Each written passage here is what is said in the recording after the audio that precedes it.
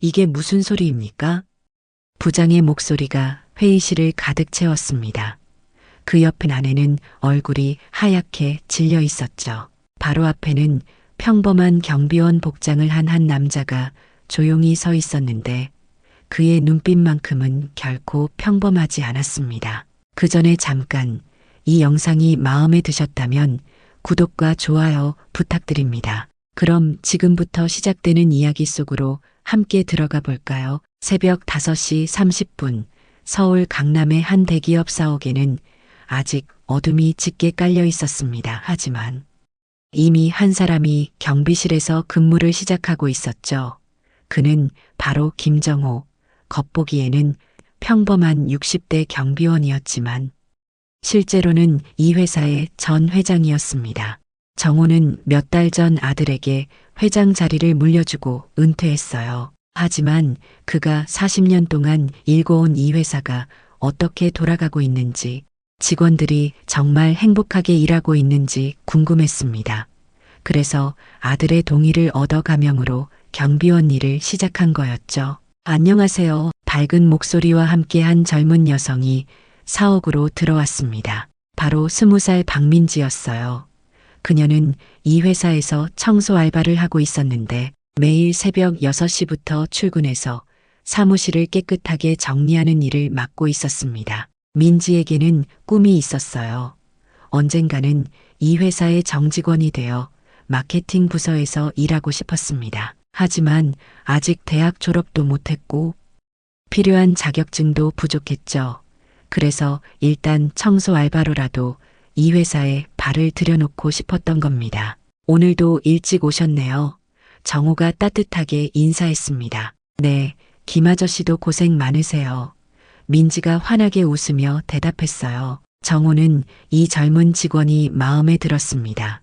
매일 새벽같이 나와서 성실하게 일하는 모습이 대견했거든요. 무엇보다 다른 직원들에게도 항상 밝게 인사하고 예의 바르게 행동하는 것이 보기 좋았습니다. 아침 7시가 되자 본격적으로 직원들이 출근하기 시작했어요. 정호는 경비실에서 한 명 한 명을 유심히 관찰했습니다. 과연 이들이 회사에 대해 어떤 생각을 갖고 있는지, 동료들과는 어떻게 지내는지 알고 싶었거든요. 그런데 오전 9시쯤 조금 다른 분위기의 여성이 나타났습니다. 40대 중반으로 보이는 그 여성은 명품 가방을 들고 화려한 옷차림을 하고 있었어요. 바로 영업부 박 부장의 아내 최영희였습니다. 영희는 가끔 남편을 만나러 회사에 오곤 했는데 올 때마다 마치 자신이 이 회사의 주인인 것처럼 행동했어요. 직원들에게는 반말을 하고 특히 청소나 경비 같은 업무를 하는 사람들은 아예 사람 취급도 안 했습니다. 어머, 여기 바닥이 이게 뭐예요? 영희가 큰 소리로 말했어요. 민지가 급히 달려와서 확인해 봤지만 바닥은 깨끗했습니다. 죄송합니다. 어디가 더러운지 알려주시면 바로 청소하겠습니다. 에이, 이런 것도 모르고 청소를 한다고 해. 제대로 좀 해. 영희의 목소리는 점점 커졌고 주변 직원들이 힐끗힐끗 쳐다보기 시작했어요. 민지는 얼굴이 빨갛게 달아올랐지만 꾹 참고 고개를 숙였습니다. 정호는 경비실에서 이 모든 상황을 지켜보고 있었어요. 가슴이 답답해지기 시작했습니다. 40년 동안 이 회사를 운영하면서 직원들은 모두 소중한 가족이라고 생각해왔는데 이런 일이 벌어지고 있다니 그 다음 날부터 영희의 행동은 더욱 노골적이 되었습니다. 매번 회사에 올 때마다 민지를 찾아다니며 트집을 잡기 시작했어요. 마치 자신만의 스트레스 해소 수단을 찾은 것처럼 말이죠. 야, 여기 휴지통 좀 봐. 이게 뭐야? 영희가 손가락으로 휴지통을 가리키며 소리쳤습니다. 민지가 달려와서 보니 휴지통은 깨끗하게 정리되어 있었어요. 어떤 부분이 문제인지 말씀해 주시면 아이고, 눈도 없나. 이렇게 대충 해놓고도 모르겠어. 영희가 혀를 차며 말했습니다. 이런 일이 반복되자 다른 직원들도 눈치를 보기 시작했어요. 누구도 나서서 민지를 도와주지는 않았지만 모두들 영희의 행동이 지나치다는 것을 알고 있었습니다. 정호는 이런 상황들을 하나하나 기억해 두고 있었어요. 경비실에 앉아 있으면서도 귀는 항상 복도 쪽으로 기울여 놓고 있었습니다. 그리고 영희가 나타날 때마다 긴장하며 상황을 지켜봤죠. 어느 날 오후 영희가 민지에게 더욱 심한 말을 했습니다. 너 같은 애가 여기서 뭘 한다는 거야. 청소나 제대로 못하면서. 민지의 눈가에 눈물이 맺히기 시작했어요.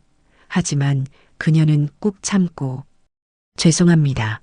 더 열심히 하겠습니다라고 대답했습니다. 정호는 더 이상 참을 수가 없었어요. 하지만 아직은 때가 아니라는 것을 알고 있었습니다. 성급하게 나서면 오히려 상황이 더 복잡해질 수 있었거든요. 그래서 정호는 다른 방법을 생각해냈습니다. 민지가 힘들어할 때마다 작은 도움을 주기로 한 거예요. 민지 씨, 잠깐 이리 와보세요. 어느 날 정호가 민지를 경비실로 불렀습니다. 네, 무슨 일이세요? 민지가 조심스럽게 물었어요. 이거 드세요. 정호가 따뜻한 커피 한 잔을 내밀었습니다. 요즘 고생이 많으신 것 같아서요. 민지의 얼굴에 환한 미소가 번졌어요. 정말 감사합니다. 김 아저씨, 힘든 일 있으면 언제든 말하세요. 제가 도울 수 있는 일이 있다면 돕겠습니다. 정호가 진심을 담아 말했어요. 이런 작은 배려가 민지에게는 큰 힘이 되었습니다. 매일 새벽 출근길이 조금씩 덜 무거워지기 시작했거든요. 하지만 영희의 괴롭힘은 계속되었어요. 오히려 시간이 갈수록 더 심해졌습니다. 다른 직원들 앞에서 민지를 공개적으로 모욕하는 일도 잦아졌죠. 어휴, 요즘 아무나 다 뽑나 봐. 이런 애들까지. 영희가 엘리베이터 안에서 큰 소리로 말했을 때 함께 탄 직원들은 모두 고개를 숙이고 말았습니다. 정호는 이 모든 것을 보면서 분노가 치밀어 올랐어요. 하지만 동시에 냉정하게 상황을 분석하고 있었습니다. 영희가 왜 이런 행동을 하는지, 그리고 이 문제를 어떻게 해결해야 할지 말이죠. 그런데 영희는 민지뿐만 아니라 정호에게도 무례하게 굴기 시작했습니다. 경비 아저씨, 여기 좀 치워줘요 하며 반말로 명령하듯 말하는 것이었어요. 정호는 묵묵히 그녀의 요구를 들어주었지만 마음속으로는 모든 것을 기록해두고 있었습니다. 언젠가는 이 모든 것에 대한 책임을 묻겠다고 다짐하면서 말이죠. 운명적인 그날은 금요일 오후였습니다. 영희가 평소보다 더 화가 나 있는 상태로 회사에 나타났어요. 남편인 박 부장과 점심 약속이 있었는데 갑작스런 회의 때문에 취소되었거든요. 진짜 짜증나네. 영희가 혼잣말을 중얼거리며 카페테리아에서 커피를 하나 샀습니다. 뜨거운 아메리카노를 종이컵에 가득 담아서 말이죠. 그때 민지는 2층 복도를 청소하고 있었어요. 바닥에 물걸레질을 막 끝낸 상태였는데 아직 완전히 마르지 않아서 조심스럽게 미끄럼 주의 표지판을 세워두었습니다. 저기요, 바닥이 아직 젖어 있으니까 조심해서 지나가세요. 민지가 복도를 지나가는 사람들에게 친절하게 안내하고 있었어요. 하지만 영희는 민지의 말을 무시하고 그냥 지나가려 했습니다. 에이, 뭘 그런 것까지 하며 성큼성큼 걸어가는데 그 순간이었어요. 영희의 발이 아직 젖어 있던 바닥에 미끄러졌습니다. 하는 소리와 함께 몸이 뒤로 넘어지려 하자 손에 들고 있던 뜨거운 커피가 사방으로 튀었어요. 으악, 영희가 비명을 지르며 바닥에 주저앉았고 커피는 복도 전체에 흩어져 버렸습니다. 다행히 큰 부상은 없었지만 옷이 완전히 젖어버렸죠. 민지가 깜짝 놀라서 달려왔어요. 괜찮으세요? 다치신 곳은 없으세요? 하며 영희를 부축하려 했습니다. 그런데 영희가 갑자기 소리를 질렀어요. 뭐야, 이게 청소를 어떻게 한 거야? 죄송합니다. 바닥이 아직 젖어 있다고 말씀드렸는데 민지가 당황하며 대답했습니다. 그래서 뭐 내가 안 들었다는 거야. 너가 제대로 청소를 안 해서 이런 일이 생긴 거 아니야. 영희의 목소리가 복도 전체에 울려 퍼졌어요. 주변에 있던 직원들이 하나둘씩 모여들기 시작했습니다. 모두들 무슨 일인지 궁금해하며 상황을 지켜보고 있었죠. 정말 죄송합니다. 제가 바로 다시 청소하겠습니다. 민지가 고개를 숙이며 말했어요. 하지만 영희는 그치지 않았습니다. 아니야, 이건 단순한 실수가 아니라고. 너 같은 애가 여기서 일할 자격이 있나 싶어. 부인, 너무 심하신 것 아닙니까? 한 직원이 조심스럽게 말했지만 영희는 더욱 화를 냈어요. 심해. 내가 다칠 뻔했는데 심하다고. 이런 식으로 일하면 안 되지. 나는 이 일을 절대 그냥 넘어갈 수 없어. 영희는 그 자리에서 바로 인사팀에 전화를 걸었습니다. 여보세요. 인사팀이죠. 청소 담당 직원 때문에 컴플레인 넣으려고 하는데요. 민지의 얼굴이 새하얗게 변했어요. 이런 상황이 계속되면 정말로 일자리를 잃을 수도 있다는 생각이 들었거든요. 정호는 1층 경비실에서 복도의 소란을 듣고 급히 올라왔습니다. 상황을 파악하자마자 가슴이 끓어올랐어요. 하지만 여전히 자신의 정체를 드러낼 수는 없었습니다. 그날 이후 영희의 공격은 더욱 조직적이고 악랄해졌어요. 매일같이 인사팀에 전화를 걸어서 민지에 대한 거짓 컴플레인을 쏟아부었습니다. 청소를 대충 한다.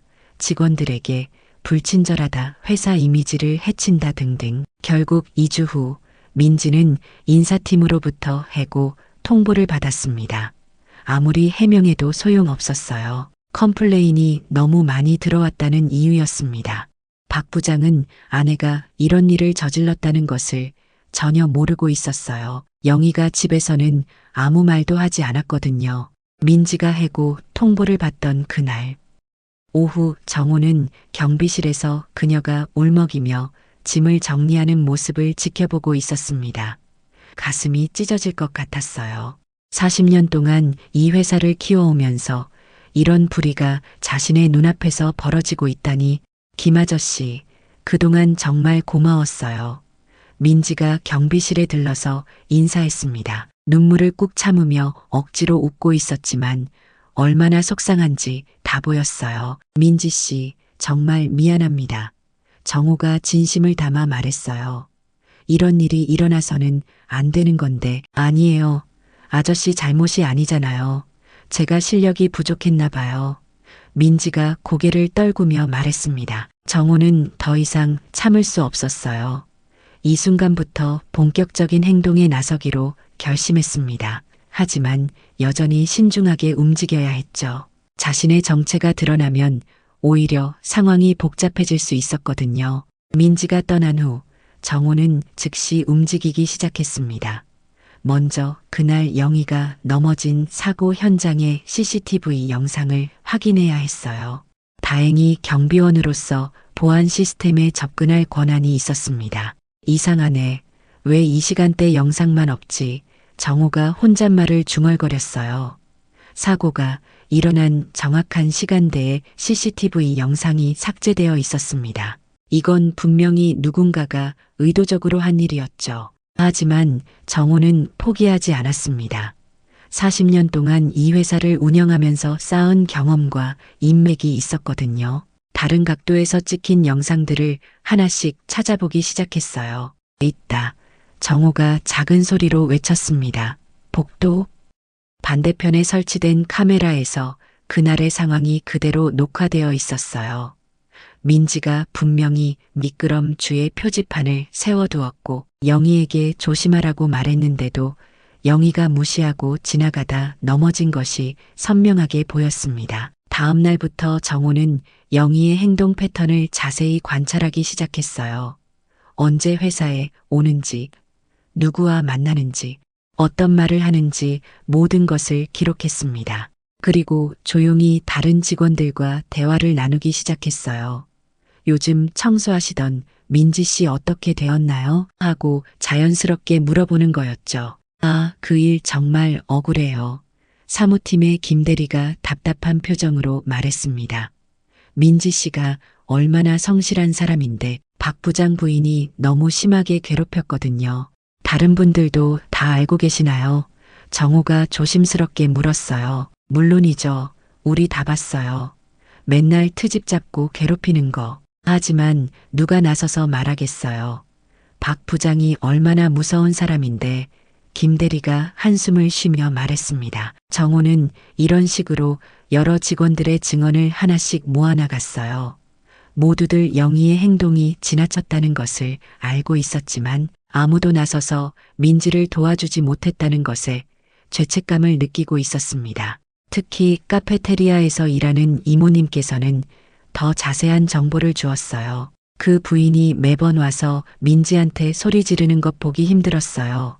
그런데 그날은 더 심했죠. 자기가 넘어진 것도 민지 탓이라고 하면서 혹시 다른 목격자도 계신가요? 정호가 물었습니다. 당연히 있죠. 그때 복도에 사람들이 얼마나 많았는데 다들 영희 부인이 잘못한 걸 알아요. 민지가 분명히 조심하라고 했는데 무시하고 지나간 거잖아요. 정호는 이 모든 증언들을 꼼꼼히 정리하기 시작했습니다. 동시에 인사팀의 처리 과정도 조사해 봤어요. 과연 제대로 된 조사 없이 일방적으로 해고 결정을 내린 것은 아닌지 말이죠. 그런데 조사 결과는 정호의 예상보다 더 심각했습니다. 인사팀은 영희의 컴플레인만 듣고 민지의 해명 기회조차 제대로 주지 않았던 거예요. 이는 회사의 인사 규정에도 어긋나는 일이었습니다. 정호는 이제 모든 증거를 확보했다고 판단했어요. CCTV 영상, 목격자 증언, 인사팀의 부당한 처리 과정까지 모든 것이 갖춰진 상태였습니다. 증거 수집이 끝난 다음 주 월요일 정호는 드디어 행동에 나섰습니다. 하지만 여전히 신중하게 접근해야 했어요. 자신의 정체를 드러내지 않으면서도 이 문제를 해결할 방법을 찾아야 했거든요. 먼저 정호는 인사팀 김 과장을 찾아갔습니다. 과장님, 잠깐 시간 내주실 수 있나요? 무슨 일이세요? 김경비원님, 김 과장이 조금 의아한 표정으로 물었어요. 경비원이 인사팀을 찾아오는 일은 흔하지 않았거든요. 최근에 해고된 청소 담당 민지 씨 건에 대해서 말씀드리고 싶은 게 있습니다. 정호가 차분하게 말했어요. 김 과장의 표정이 조금 굳어졌습니다. 그거는 이미 처리가 끝난 사안인데요. 하지만 처리 과정에 문제가 있었던 것 같습니다. 정호가 준비해온 자료를 꺼내며 말했어요. 제가 직접 확인한 사실들이 있거든요. 김 과장이 자료를 받아보더니 눈이 커졌습니다. CCTV 영상 캡처 화면과 함께 여러 직원들의 증언이 정리되어 있었거든요. 무엇보다 그날 사고 현장의 정확한 상황이 시간순으로 정리되어 있었어요. 이게 정말인가요? 김 과장이 놀란 표정으로 물었습니다. 네, 모든 것이 사실입니다. 그리고 이것만이 아닙니다. 정호가 또 다른 자료를 내밀었어요. 영희 부인이 민지 씨를 지속적으로 괴롭힌 증거들도 있습니다. 김 과장은 자료를 한 장 한 장 넘겨보며 점점 심각한 표정이 되었어요. 이렇게 심한 줄 몰랐습니다. 과장님께서는 컴플레인만 받고 바로 처리하신 건가요? 정호가 조심스럽게 물었습니다. 그게 박 부장 부인이 계속 전화를 해서 강력하게 요구하시길래 김 과장이 머리를 긁으며 말했어요. 그리고 부장님의 체면도 있고 해서 정호는 속으로 한숨을 쉬었습니다. 역시 권력 앞에서는 정의도 무력해지는 것이 현실이었어요. 하지만 이제는 다를 거라고 생각했습니다. 과장님, 이 문제를 제대로 해결하려면 관련자들이 모두 모여서 이야기를 나눠야 할 것 같습니다. 정호가 제안했어요. 관련자들이라면 김 과장이 물었습니다. 박 부장님과 영희 부인, 그리고 민지 씨까지요. 정호가 대답했어요. 김 과장은 잠시 망설였습니다. 박 부장은 회사에서 꽤 영향력 있는 사람이었거든요. 하지만 지금 보고 있는 증거들이 너무나 명확했어요. 알겠습니다. 내일 오후에 회의실에서 만나도록 하겠습니다. 김 과장이 결심한 듯 말했어요. 다음 날 오후 3시 정호는 가슴이 두근거리며 회의실로 향했습니다. 드디어 모든 것을 밝힐 시간이 온 것이었어요. 회의실에는 이미 박 부장과 영희 부인이 앉아 있었습니다. 박 부장은 무슨 일인지 모르겠다는 표정이었고 영희는 조금 불안해 보였어요. 무슨 일로 저희를 부르신 건가요? 박 부장이 김 과장에게 물었습니다. 최근에 해고된 민지 씨 건에 대해서 다시 검토해야 할 사안이 생겼습니다. 김 과장이 대답했어요. 그때 정호가 회의실 문을 열고 들어왔습니다. 손에는 두꺼운 자료 폴더를 들고 있었어요. 경비원이 왜 여기 있는 거죠? 영희가 짜증스럽게 말했습니다. 이분이 이번 사건의 핵심 증인입니다. 김 과장이 설명했어요. 정호는 조용히 자리에 앉으며 영희를 똑바로 쳐다봤습니다. 영희가 조금 움츠러드는 것이 보였어요. 뭔가 불길한 예감이 든 것 같았습니다. 그럼 이제 사실관계를 정확히 확인해 보겠습니다. 정호가 차분하지만 단호한 목소리로 말했어요. 40년 동안 회사를 경영하면서 쌓인 위험이 자연스럽게 배어나왔습니다. 정호는 준비해온 자료를 회의 테이블 위에 차례대로 펼쳐놓기 시작했습니다. 첫 번째는 그날 사고 현장을 촬영한 CCTV 영상이었어요. 이것부터 보시죠. 정호가 노트북 화면을 모든 사람이 볼 수 있도록 돌렸습니다. 영상에는 민지가 미끄럼주에 표지판을 세우고 영희에게 조심하라고 말하는 모습이 선명하게 나와 있었어요. 영희의 얼굴이 점점 하얗게 변해갔습니다. 이게 뭐예요? 하며 당황하고 있었죠. 그리고 이것은 여러 직원들의 증언입니다. 정호가 두 번째 자료를 내밀었어요. 영희의 부인께서 민지 씨를 지속적으로 괴롭힌 구체적인 사례들이 모두 기록되어 있습니다. 박 부장이 자료를 받아보더니 얼굴이 굳어졌어요. 이게 정말 사실인가요? 하며 아내를 돌아봤습니다. 여보, 나는 그냥. 영희가 말을 더듬기 시작했어요. 부인, 거짓말하지 마세요. 정호가 단호하게 말했습니다. 모든 증거가 다 있습니다. 당신이 어떻게 무고한 직원을 괴롭혔는지 말이죠. 당신이 누군데 나한테 이렇게 말하는 거예요. 영희가 화를 내며 소리쳤어요. 그때였습니다. 정호가 조용히 일어서더니 말했어요. 제가 누구냐고 물으셨죠. 정호는 경비원 유니폼 윗주머니에서 하나의 카드를 꺼냈습니다. 바로 명예회장 신분증이었어요. 저는 이 회사의 전 회장 김정호입니다. 정호가 차분하지만 위험 있는 목소리로 말했어요. 회의실이 순간 조용해졌습니다. 박 부장의 입이 벌어졌고 영희는 의자에서 거의 미끄러질 뻔했어요. 김 과장도 놀라서 말을 잇지 못했습니다. 회장이라니 이게 무슨 소리입니까? 박 부장이 떨리는 목소리로 말했어요. 네, 맞습니다. 제가 몇 달 전부터 경비원으로 일하면서 우리 회사가 어떻게 돌아가는지 지켜보고 있었습니다. 정호가 설명했어요. 영희는 완전히 패닉 상태가 되었어요. 죄송합니다. 정말 몰랐어요. 하며 벌벌 떨기 시작했습니다. 몰랐다고요? 그럼 몰랐으면 괜찮다는 말씀인가요? 정호의 목소리가 차갑게 변했어요. 당신은 민지라는 성실한 직원의 인생을 망가뜨렸습니다. 박 부장이 아내를 노려보며 말했어요. 당신이 정말 이런 짓을 했단 말이야. 여보, 나는 그냥 조금 기분이 나빠서. 영희가 변명하려 했지만 기분이 나빠서라고. 정호가 끼어들었어요. 그게 무고한 사람을 괴롭힐 이유가 됩니까? 김 과장이 조심스럽게 말했습니다. 회장님, 그럼 민지 씨는 어떻게 해드릴까요? 당연히 즉시 복직시켜야죠. 그리고 지금까지의 급여도 모두 지급하고 정식으로 사과해야 합니다. 정호가 단호하게 말했어요. 그날 오후 민지는 갑작스런 연락을 받고 회사에 왔습니다. 상황 설명을 들은 민지는 눈물을 흘리며 고마워했어요. 정말 감사합니다. 김 아저씨, 아니 회장님, 민지 씨, 이런 일이 다시는 일어나지 않도록 하겠습니다. 정호가 진심으로 말했어요. 몇 개월이 흘렀습니다.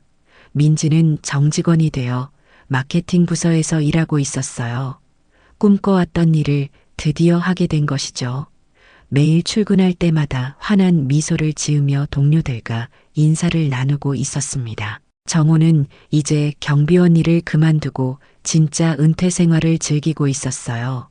어느 따뜻한 오후 회사 건물 앞 벤치에 앉아서 자신이 40년 동안 일궈온 회사를 바라보며 흐뭇한 미소를 지었습니다. 창문 너머로 보이는 민지의 모습이 참 대견했어요. 열심히 일하는 모습이 정말 아름다웠습니다. 잘 됐구나. 정호가 혼잣말을 중얼거리며 만족스럽게 고개를 끄덕였어요. 정의는 때로 늦을 수도 있지만 결국에는 승리한다는 것을 다시 한번 확인할 수 있었던 이야기였습니다. 그리고 진정한 리더란 높은 자리에 있을 때가 아니라 가장 낮은 곳에서도 올바른 일을 할 수 있는 사람이라는 것을 보여주는 감동적인 순간이었죠. 오늘 이야기를 들어주셔서 감사합니다. 영상 보시고 느끼신 감정 댓글로 함께 나눠주세요. 여러분의 한마디가 누군가에겐 큰 위로가 될 수 있습니다. 영상이 마음에 드셨다면 구독과 좋아요, 응원 부탁드립니다. 오늘도 귀한 시간 내어주시고 끝까지 시청해주신 구독자, 시청자 여러분 진심으로 감사드립니다. 항상 건강하세요.